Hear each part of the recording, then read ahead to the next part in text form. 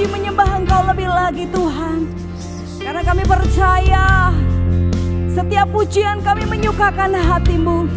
Dan biarlah Tuhan hadir di tempat ini, mengurapi setiap pujian kami. Kami yang lemah dikuatkan di dalam hadirat Tuhan. Di dalam nama Tuhan Yesus Kristus, setiap umat Tuhan yang siap memuji Tuhan sama-sama katakan amin.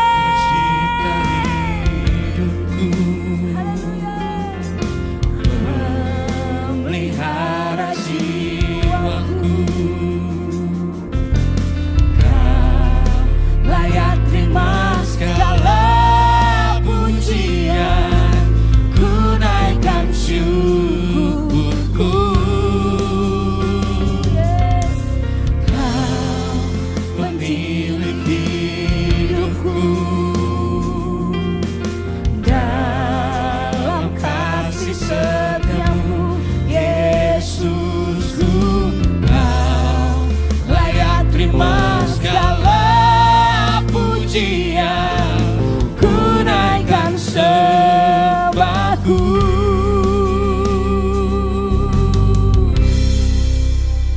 Segala pujian dan syukur bagimu, Allah yang mulia, kuduslah nama-Mu. Kaulah yang awal, yang akhir dari segalanya. Yesus, Kaulah pujian bagiku.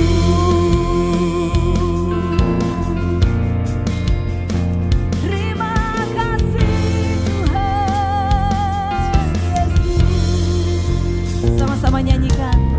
Kau pencipta hidupku,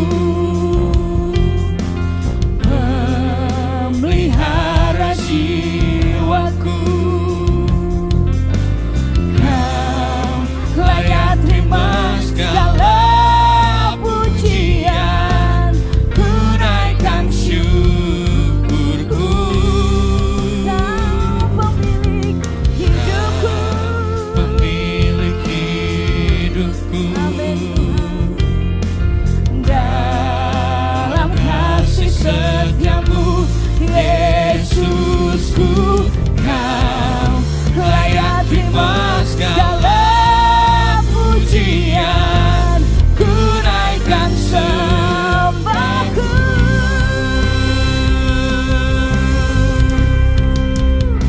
Segala pujian dan syukur bagimu, Allah yang mulia, kuduslah nama-Mu. Kaulah yang awal, yang akhir dari segalanya. Yesus, Kaulah pujian bagiku. Mari sama-sama bangkit berdiri. Segala pujian dan syukur bagimu, Allah yang mulia, kuduslah nama-Mu. Amin Tuhan. Kaulah yang awal, yang akhir dari segalanya. Yesus, Kaulah pujian bagiku. Segala pujian, Segala pujian dan syukur bagimu, Allah yang mulia kudus, Allah yang mulia, kuduslah nama-Mu. Kaulah yang awal, yang akhir dari segalanya. Yesus, Kaulah pujian bagiku.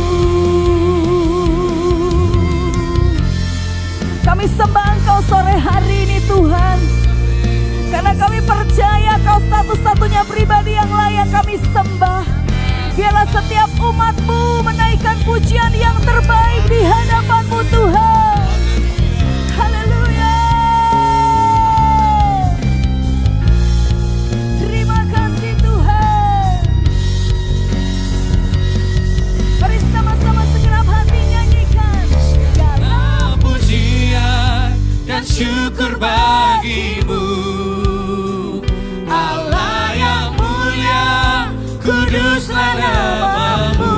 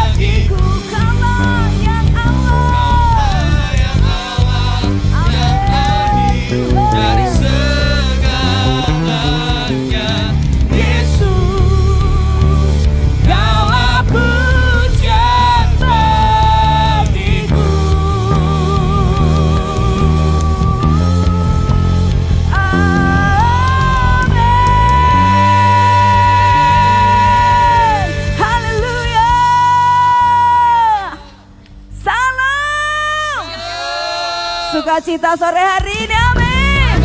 Yang bersukacita sama-sama serukan haleluya. Bertepuk tangan di hadapan Tuhan. Firman terangi jalanku, perisai iman di setiap waktu, lindungiku dari segala. Tak pernah ku ragu karena Dia bersamaku, setia menjaga dengan kuasa mulia. Hanya di dalam namanya Yesus, Dia sumber pengharapan di sepanjang hidupku. Hanya di dalam kuasa-Nya pasti tersedia kemenangan bagiku selama-lamanya.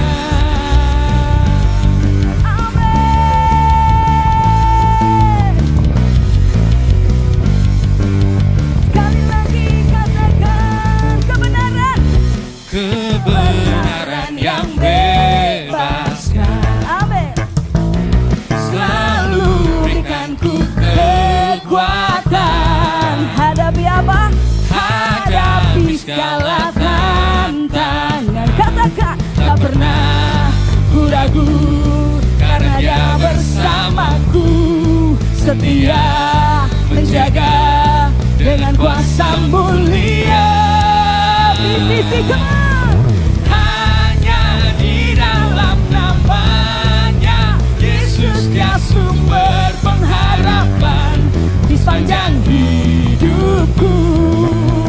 Hanya di dalam kuasa-Nya pasti tersedia kemenangan bagiku selama-lama.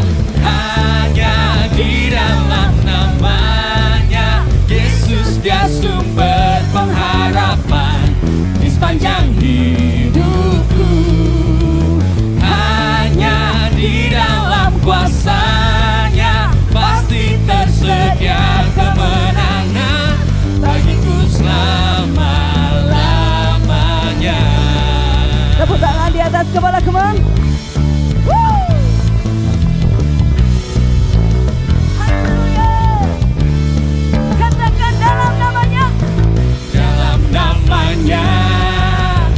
Ada pengharapan, dalam kuasa-Nya kemenangan.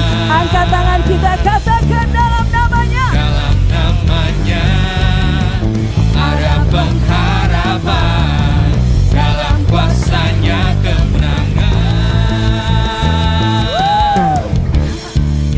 Di dalam namanya Yesus, Dia sumber pengharapan di sepanjang hidupku. Sekali lagi, hanya di dalam kuasa-Nya pasti tersedia kemenangan bagiku selamanya. Hanya di dalam namanya Yesus, Dia sumber pengharapan di sepanjang hidupku.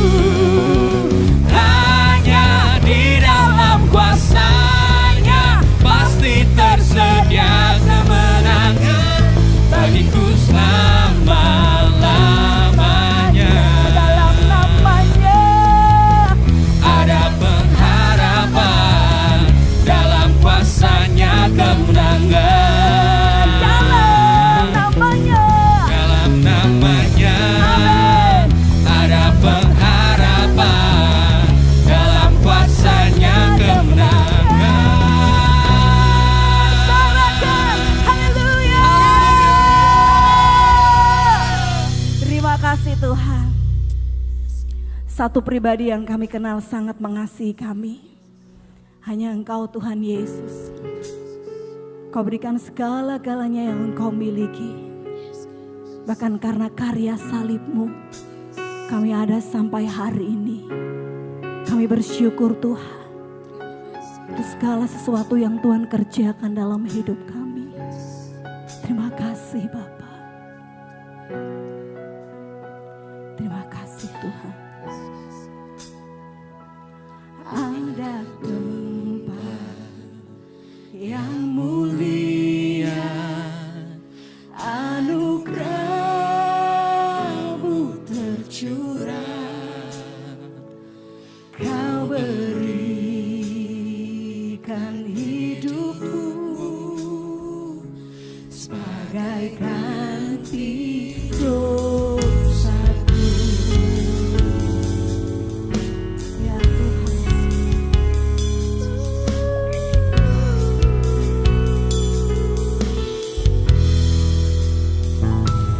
lebih dari yang kukira, pengampunan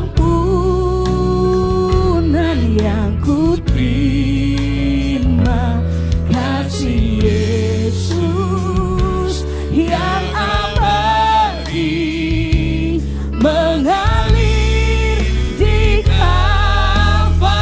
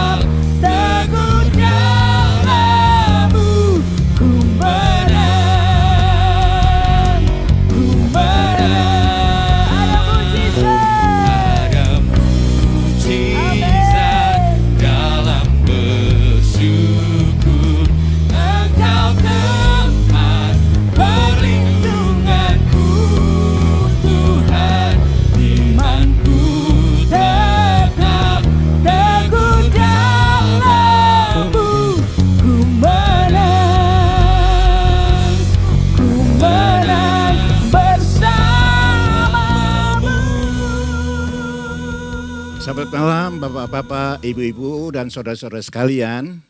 Tanpa terasa hari ini merupakan hari terakhir di tahun 2025. Kita akan masuk dalam tahun yang baru. Oleh sebab itu kita perlu mendengar suara Tuhan mengenai apa yang harus kita lakukan di tahun yang ke depan. Saya akan bacakan firman Tuhan yang ada di dalam 1 Samuel pasal 16 ayat yang pertama yang berbunyi demikian.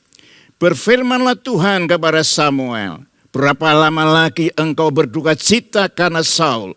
Bukankah ia telah kutolak sebagai raja atas Israel?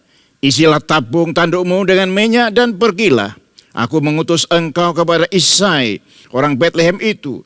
Sebab di antara anak-anaknya telah kupilih seorang raja bagiku.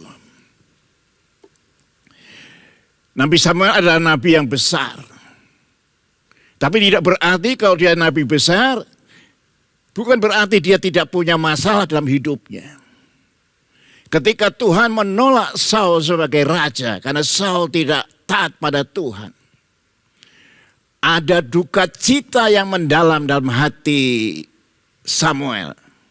Karena Samuel begitu mengasihi Saul. Nah, ayat ini berkata, berapa lama lagi engkau berduka cita untuk Saul? Artinya, seseorang untuk mengalami masalah, lalu kemudian ada duka cita, ada kekecewaan, itu sesuatu yang wajar. Tetapi tidak boleh melewati proporsian yang ada. Artinya ada batasan-batasan. Lebih dari waktu semacam itu sudah tidak wajar. Nah, Tuhan berkata, duka citamu itu terlalu lama. Hentikan itu. Hidupmu itu masih aku mau pakai walaupun usiamu sudah tua. Ini merupakan pembelajaran buat kita sebagai orang percaya. Sebelum kita masuk di tahun yang baru, kita perlu menyingkirkan segala yang menghambat perjalanan kita ke depan. Apakah itu kekecewaan? Ataukah itu kepahitan? Atau kemarahan? Jangan dibawa ke tahun yang baru. Ada orang yang karena putus cinta, lalu kemudian tidak mau pacaran lagi. Nah, ini yang tidak benar. Tuhan sendiri berkata tidak baik manusia seorang diri. Dia perlu seorang pendamping. Lalu karena kekecewaan yang disimpan berlama-lama, akhirnya dia tidak punya minat untuk berkeluarga. Atau mungkin dia pernah ditipu, difitnah oleh seseorang. Ada kepahitan, ada kekecewaan, ada kemarahan dalam hatinya. Nah, bahwa kecewa, bahwa marah itu sesuatu yang wajar ketika kita dizolimin, kita diperlakukan tidak adil. Tapi tidak boleh berlama-lama.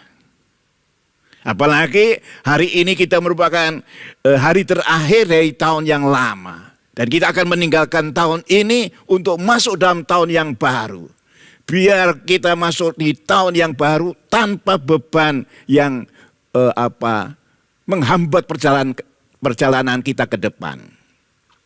Jadi ada banyak masalah dalam hidup kita yang kadang-kadang membuat kita lalu putus asa dan tidak mau move on, tidak mau maju. Gagal beberapa kali dalam usaha untuk merintis bisnis, lalu kemudian merasa saya bukan orangnya. Lalu dia mau berusaha lagi. Padahal kita berkata orang benar itu jatuh 7 kali, dia akan bangun lagi bersama dengan Tuhan. Artinya apa? Orang benar bisa saja gagal. Tetapi ketika dia bangkit, itulah yang Tuhan harapkan.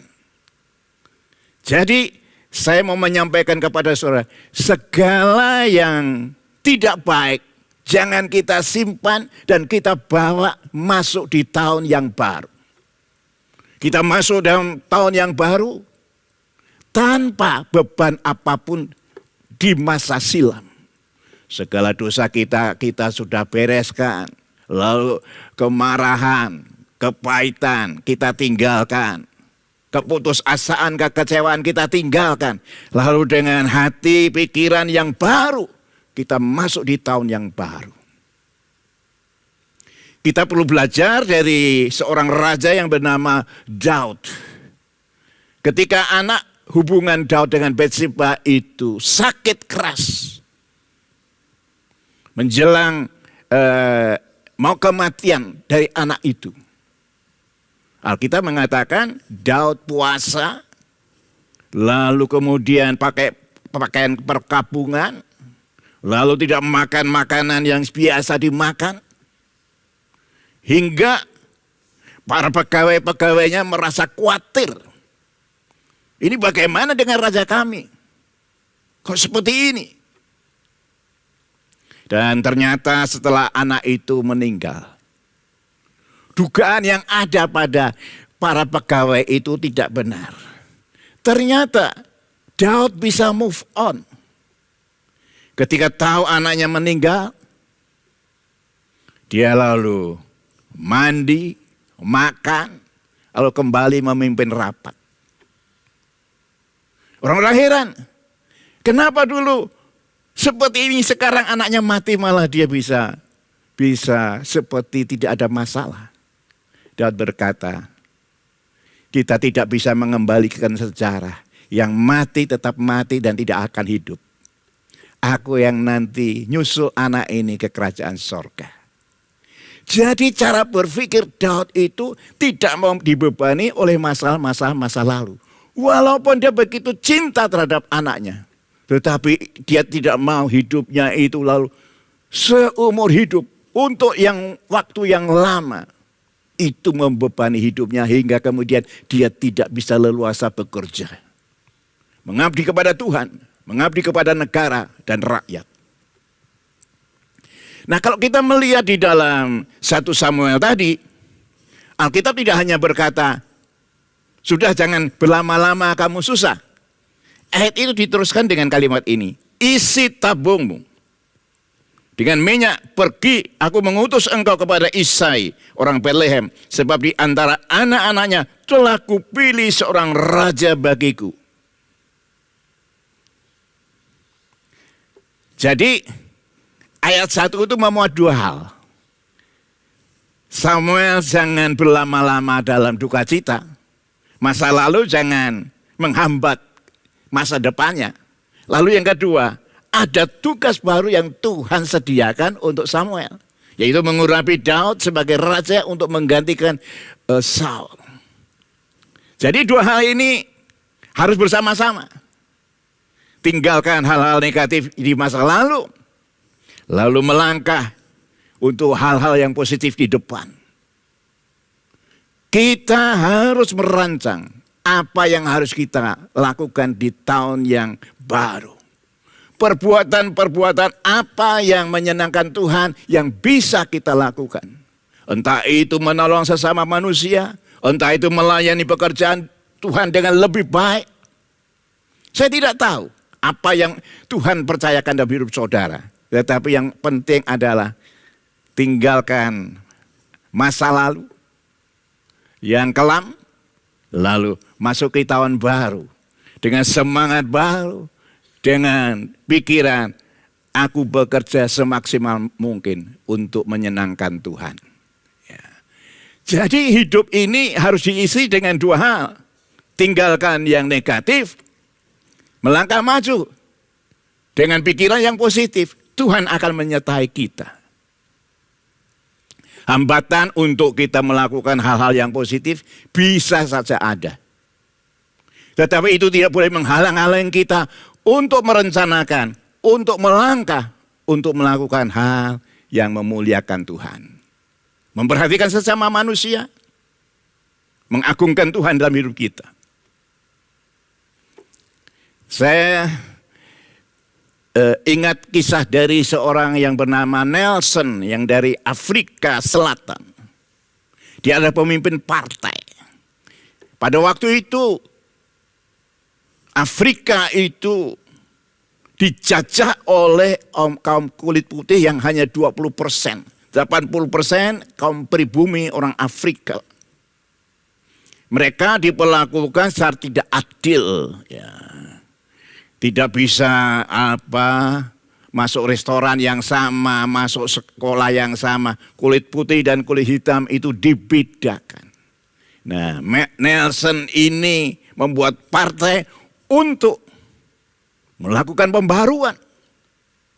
Akibatnya dia dipenjarakan. Dan di penjara dia mengalami banyak tekanan, ya, siksaan, dibully. Ya.